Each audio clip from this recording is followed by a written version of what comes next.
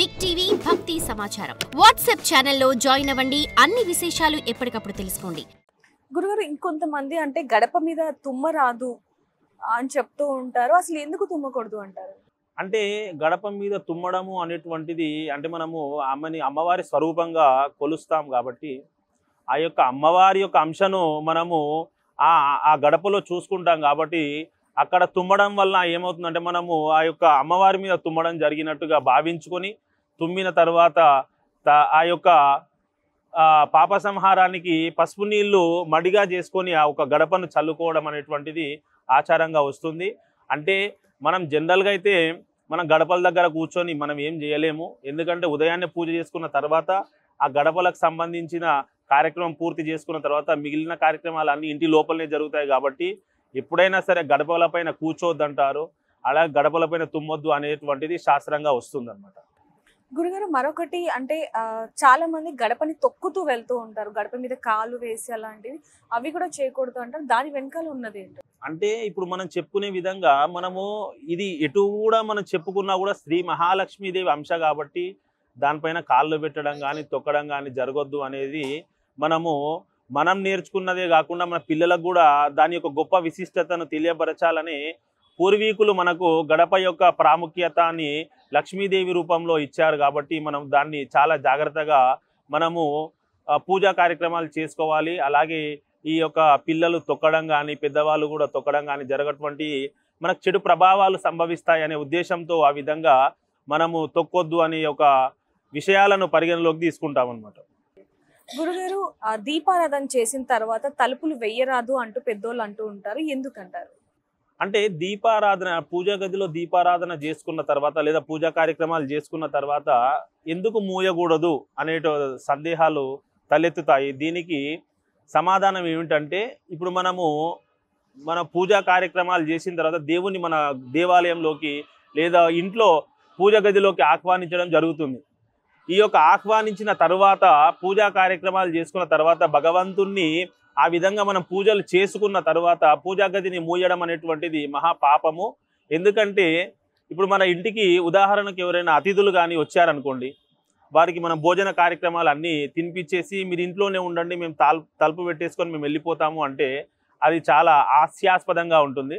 ఎందుకంటే భగవంతుని స్వరూపాన్ని మనం ఎప్పుడైతే ఇంట్లోకి పూజా కార్యక్రమాలు చేసి ఆహ్వానించిన తర్వాత ఆ యొక్క భగవంతుడు మనకు దివ్యమైన అనుగ్రహం ప్రసాదించాలని ఆ యొక్క పూజా గదిని తెరవడము అలాగే ఉంచడం కూడా జరుగుతుంది. ఏదైనా చెడు కార్యాలు జరిగినప్పుడు లేదా ఇంటికి అంటుముట్టు వచ్చినప్పుడు కానీ ఆ యొక్క పూజా కార్యక్రమాలు చేయకుండా ఆ ఒక తలుపును వేయడం అనేటువంటి శ్రేయస్కరము. అంతే తప్ప మరే సమయాల్లో కూడా పూజ చేసిన తర్వాత ఇంటి తలుపులు వేయకూడదు కూడా.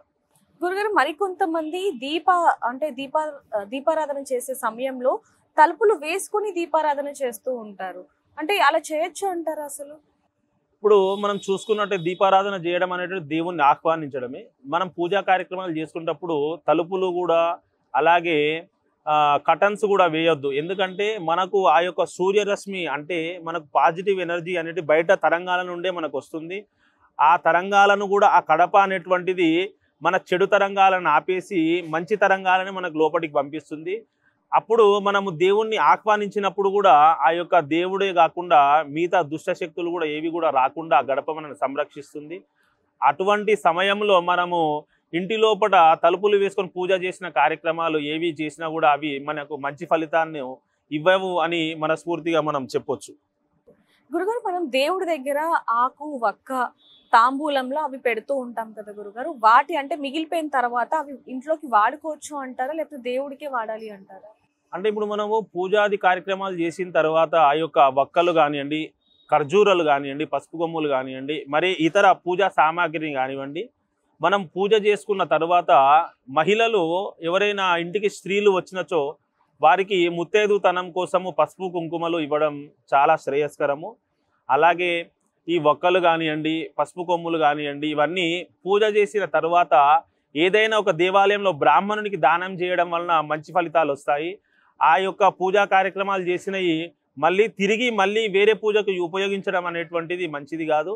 ఎందుకంటే ఒకసారి మనము దేంట్లోనైనా ఆవాహన చేసిన తర్వాత అవి నవగ్రహాలు కావచ్చు, లేకపోతే ఇంకే ఇతర పూజా కార్యక్రమాలు చేసినా కూడా అలాంటివి మళ్ళీ ఇంకో పూజకు వాడడం అనేటువంటివి మంచిది కాదు. ఎందుకంటే మనము ఏదైనా తాంబూలం ఎవరికైనా ఇవ్వాలనుకుంటే కొత్తవి చేసి మనము పూజా కార్యక్రమాలలో పెట్టనివి లేదా పూజా కార్యక్రమాలకు సంబంధించి ఆ యొక్క తాంబూలాలు ఇస్తే చాలా బాగుంటుంది. పూజా కార్యక్రమాలు చేసుకున్న తర్వాత అవన్నీ ఏదైనా దేవాలయంలో కానీ లేదా అది మనకు దేవుడికి సంబంధించిన ఆ యొక్క వరకు చేసుకోవడం అనేటువంటిది మంచిది. గురుగారు, దీపారాధన వేళల్లో ఇందాక మీరు గత వీడియోలో చెప్పటం జరిగింది, దీపారాధన చేసేటప్పుడు ఆవలింతలు కానీ లేకపోతే ఆకలి కానీ వేస్తే కొంతమంది పెద్దవాళ్ళు దోషం అంటూ ఉంటారు. అందులో వాస్తవం ఉందండి? అది పూర్తిగా అవాస్తవము. ఎందుకంటే మనం పూజ చేసే కార్యక్రమాలలో ఆవలింపులు రావడం అనేటువంటిది, మనం ఏదైనా పూజా కార్యక్రమంలో పాల్గొన్న సమయంలో అవతలి బ్రాహ్మణుడు కానీ ఏదైనా పూజా కార్యక్రమాలు చేసే సమయంలో దాంట్లో పాజిటివ్ ఎనర్జీ ఏదైతే ఉందో అవి మన బాడీని తాకడం వలన మనకు ఆవలింపులు అనేటువంటివి వస్తాయి. అది ఎందుకంటే మనకు చెవిలో గంగా అనేటువంటి ఒక అమ్మవారు ఉంటుంది. ఈ యొక్క మనము ఆవలించినప్పుడు కానీ ఇలాంటివి వచ్చినప్పుడు కూడా మనము ఆత్మశుద్ధి అనేటువంటిది ఆటోమేటిక్గా మనకు జరుగుతుంది. ఎందుకంటే ఆ శబ్ద తరంగాల నుండి వచ్చే శక్తి మన బాడీ లోపలికి వెళ్ళి ఆ యొక్క ఆవలింపుల రూపంలో మనకు వస్తుంది. కాబట్టి అలాంటి దోషాలు అనేటువంటివి ఏవి ఉండవని చెప్పడం జరుగుతుంది. For more videos like this, subscribe Big TV channel.